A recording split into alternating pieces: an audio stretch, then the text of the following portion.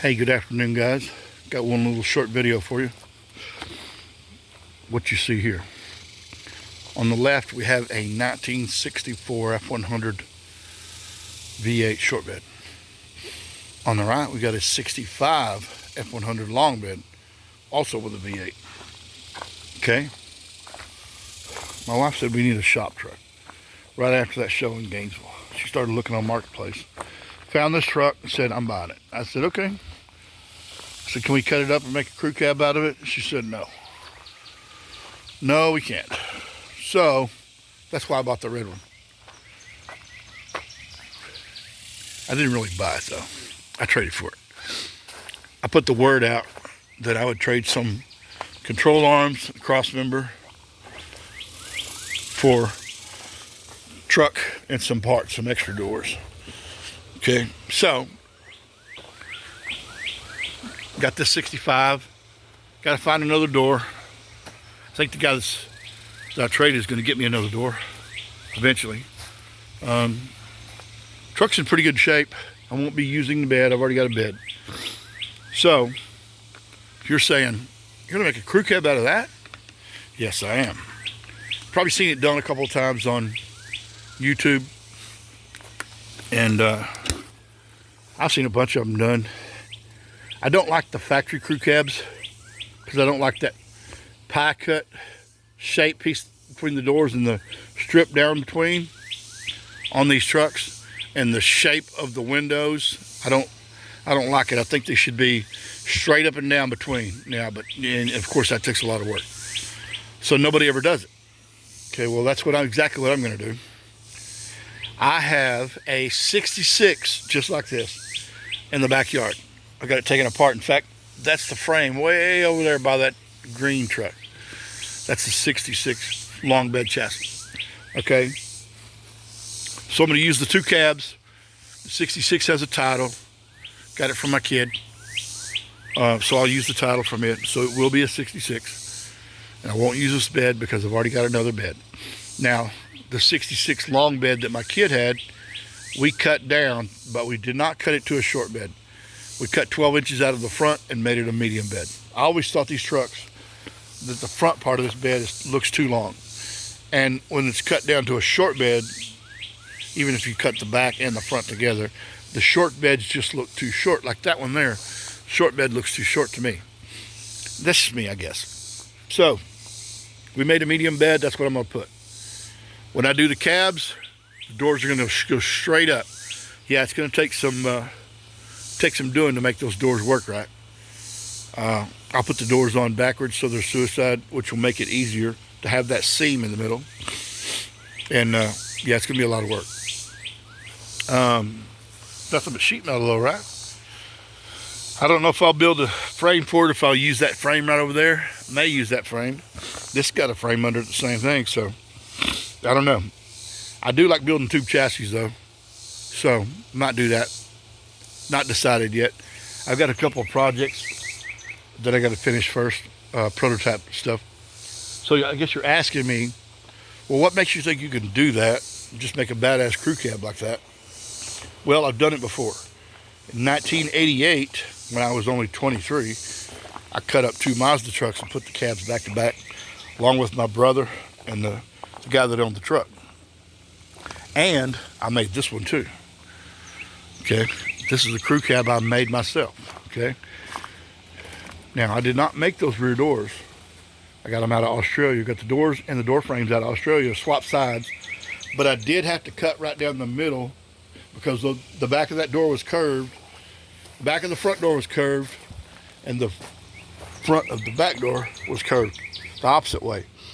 So what I did was I overlapped these where the sheet metal was. I cut them right down the middle, and I added a piece of 3/16 solid rod to the edge to get the edge I wanted. Then I had to do the same thing back here because that curve was the wrong curve too.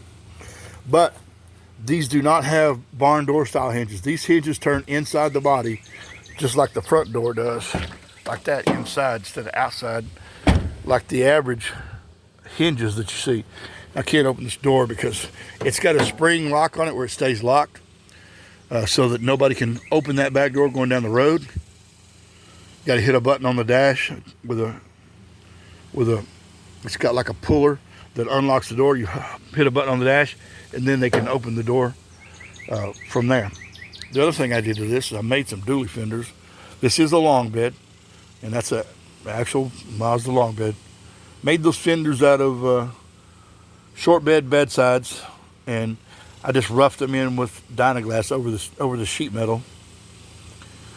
So they're going to need a lot more work massaging, especially the other side since I wrecked it. This does have an LS in it. Now, I know you Ford guys are thinking, "Oh man, I don't like the LS." Well, I traded a Mazda motor for this LS motor, so, and some cash basically. So I damn near got it free. So that's what it's got in it, and I make LS motor mounts for these Mazdas and transmission mounts for the 4L60E. Now this truck's sitting on a Mazda stock chassis, basically. Stock torsion bars in the front and leaf springs in the rear. But I'm making a full tube chassis for this. Put it on the ground, stock floor body dropped. I hope. It's going to take, I'm going to have to do a lot of massaging to the firewall and change the intake to get the motor to stay under the hood. Put a bigger rear end in it and be driving it soon. I mean, it runs right now, but it's got a wiring issue. It's not reading the air intake sensor. So I bought a new wiring harness for it. I just haven't put it on. So that's what makes me think I know how to do it. Okay, that's not the only ones I've done. I also did a international 4-door, stretched it for a place I was working, and they were doing it for the international truck plant in Garland, and it was for the Canadian military. So I've done that, and I've assisted on some other ones, so shouldn't be that big a deal. Just sheet metal, but you can bet your ass it will not have that ugly pie cut between the door. The doors will be straight up and down. Now the other thing is, I've got a bump side coming next month that I'm going to do for another guy. He's bringing the cabs and 6 doors, and he's going to put it all on a F-250 chassis, I believe. So I'll have that one to do, and that'll give me a little bit of clue as to how hard this one's going to be. It shouldn't be that bad considering this sheet metal is a lot thicker than that little thin stuff over there. Should be okay. I might have to cut some of this bed up to get some of the sheet metal out of it. I don't really want to do that. Somebody might want this bed. I got somebody that wants that cowl right there. I'm not going to need it. I'll just cut it out. I'll cut it right across the front. I may have to manufacture some of that door frame to make it look right, but it will look right. I like the door handles to be like you see the 60s Lincoln 4-door with the rear suicide doors. I want the handles to be right together, basically the way it is on that truck over there. Handles are the same. Now what I was going to do on this truck when I paint it, I was going to paint it red, and the top, like it is now, is going to be black, but also between those handles be a black stripe where it looks like they just go.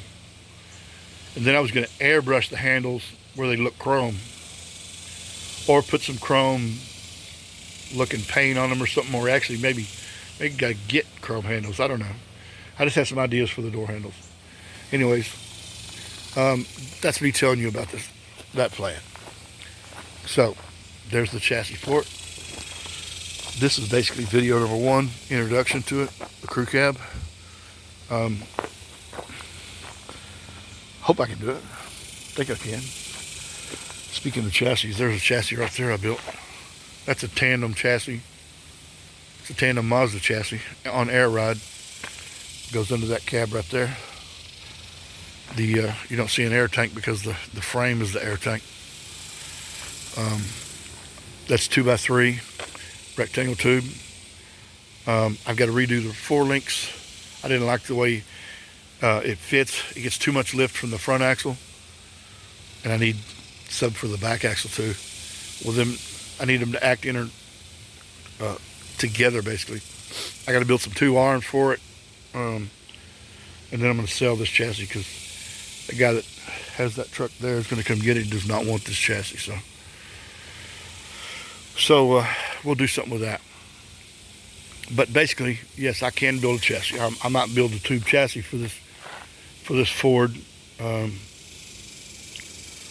Might be actually easier to build a tube chassis for it than rather than using stock one, because I'd have to brace it all along the inside. This is a flimsy chassis. I mean, the steel is 1/8 inch thick. I mean,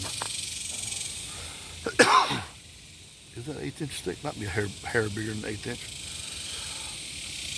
But it's a pretty flimsy chassis. We'll just have to see when we get to it. It's a long-term project. And the 64, the wife wants a Coyote and a 6-speed in it, which ain't no big deal. And we'll prototype it for a crossmember, narrow crossmember, just as soon as we get done with this 56 and that 83 right there that we're prototyping also. I think that's an 83. It's early 80s. Prototyping a crossmember on it.